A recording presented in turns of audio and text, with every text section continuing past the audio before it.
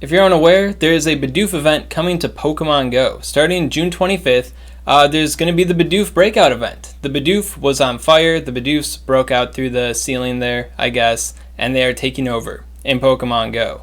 Now, along with this event, Bidoof will be learning some exclusive charge attacks, and there will also be the debut of Shiny Bidoof, Shiny Bibarel of course, and also their shadow forms. Yeah, during this event, the rockets will be having Bidoofs on them, shadow Bidoofs, evil, angry looking Bidoofs. Some may be shiny. So people have been asking me, Ryan Swag, just how good is this Bidoof for potential like little cup formats? Should I be interested in this Bidoof? So in this video, I'm going to let you know just how good this Bidoof may be in future little cup formats. And then I'll also talk about Bibarel, because there's a little interesting thing going on for that Pokemon too. So throughout the event, starts on June 25th, there will be periods. And through these 2-day periods, you'll be able to get an exclusive charge move on Bidoofs that you capture, and you will also be able to use a normal charge TM to get these attacks. After the event's over, you're going to have to use an elite TM to get these attacks. So if you're interested in PvP and in those, micro cup formats, the 500 CP unevolved Pokemon formats, then you might be interested in these Bidoofs. So June 25th to the 26th, you can get Shadow Ball, which is usually sought after. Then June 27th to June 28th, you can get Thunderbolt. And then June 29th to June 30th, you can get Ice Beam on your Bidoofs. So some pretty interesting moves to have. Bidoof does have one major problem though, and that its fast moves are bad. The fast moves are complete garbage. It has Tackle and Takedown. For a quick reference, Takedown is worse than Astonish.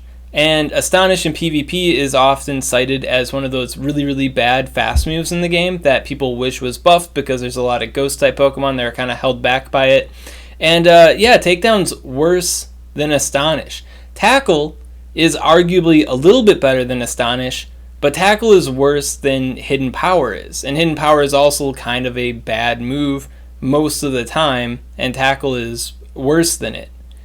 So unless that fast move situation gets taken care of, I don't really see Bidoof doing a whole lot of anything with these attacks. Taking a closer look at Bidoof's move pool here, you can see that it also has Hyper Fang, Crunch, and Grass Knot.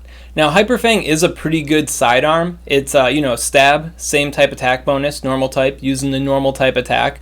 50 energy cost too, which is cheaper or as much as all of its other charge moves, including these new exclusive ones. So if a Bidoof were to ever happen in a little cup format because Tackle or Takedown got buffed, then Hyper Fang would be nice to have anyways.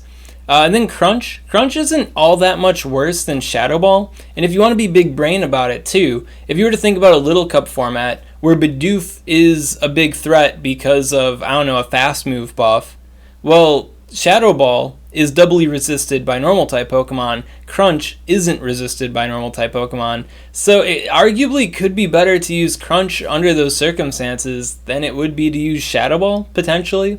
And then Grass Knot's not bad.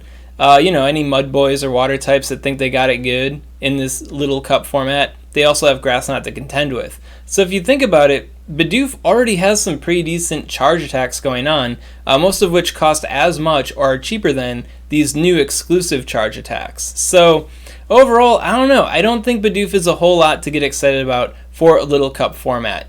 If you really want to get like super big brain about it, it has basically like 3 layers of circumstance to get over to actually be useful in this future mysterious little cup format for it to actually be good.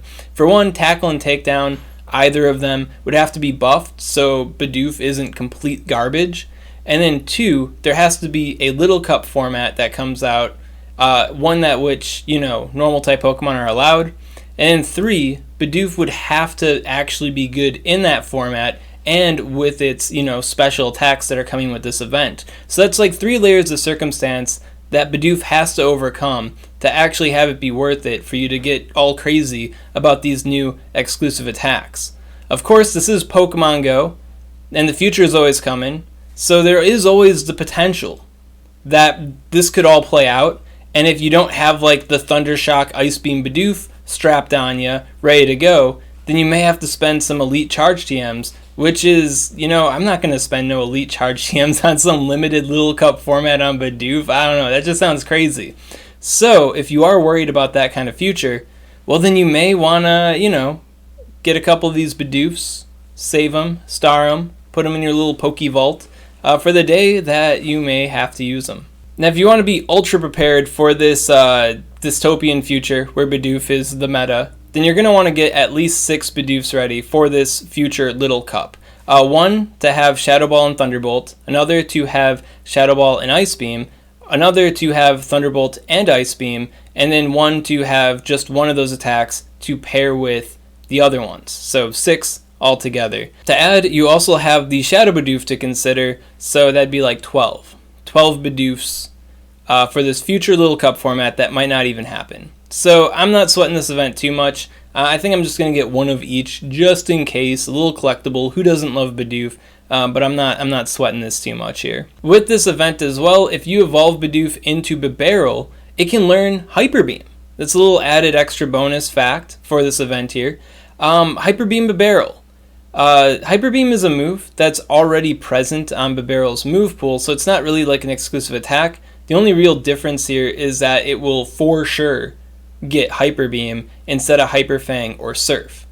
And Bibarel's not too bad in the Great League and in the Ultra League. It does have some key resistances that allow it to operate as kind of like a meme Pokemon, like anti-meta, spicy pick type Pokemon. And in a limited type format, Bibarel can stand out. It has historically stood out in the past. So it's not a bad Pokemon, but usually it wants to use Hyper Fang, not Hyper Beam. So it's just kind of goofy. I mean, if you want to run the beam, why not? And I guess this is a way you could maybe save a charge TM. But if you 2-move it and you get Hyper Fang, then you're going to have to spend a charge TM anyways. So it's just weird. At any rate, that's all that has to be said about the Bidoofs here. If you are curious about the Shadow Bibarel, I did cover Shadow Bibarel in my Shadow Pokemon PvP tier list. I thought it was already released because there's like a data mine for like 12 Shadow Pokemon, and then only like half of them actually got released, and I got a little confused there. At any rate, yeah, if you want to know how good Shadow Bibarel is, link up above and in the description to that video so you can check that out.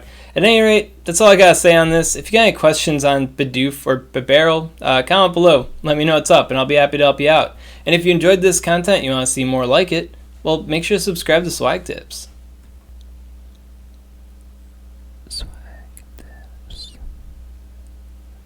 I'd also like to give a special shout out to these Patreon supporters. If you want to support Swagman on Patreon, link in the description.